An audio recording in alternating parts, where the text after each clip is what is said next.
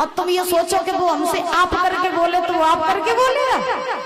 बताओ, तुम अगर किसी से तू करके बोलोगे तो सामने वाला भी तुमसे तू करके बात करेगा।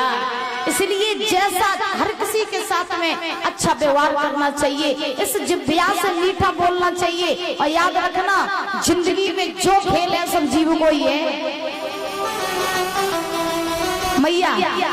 जिंदगी में संसार में जो खेल है सब जीव को ही है। जीव अगर चाहे तो अजनबी को भी अपना मित्र बना दे, और जीव अगर चाहे तो अपने को भी दुश्मन बना दे। याद रखना। और जीव की जो महिमा जो होते जो बड़ी निराली होते। इतना बड़ा महाभारत का युद्ध हुआ था किसके पीछे? सिर्फ और सिर्फ जीव के पीछे।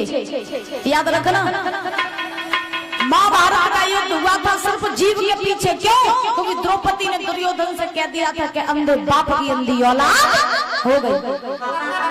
कहा था कि नहीं कहा था? द्रौपदी ने दुर्योधन से कहा था कि अंधे बाप की अंधी औलाद हो गई। इन्हीं दो शब्दों के पीछे इतना बड़ा महाभारत का युद्ध हो गया था परीक्षित। इसीलिए कहा जाता है जीव की जो महिमा हो जो बड़ी निराली होता है। तो मीठो बोलवो चाहिए, जो कोई भी हो, चाहे अपना हो चाहे पराया हो, चाहे आपका दोस्त हो चाहे दुश्मन हो, कोई भी हो। अगर आप सबसे मीठी वचन बोलेंगे तो दूसरा व्यक्ति आपसे हमेशा मित्रता बना करके रखेगा।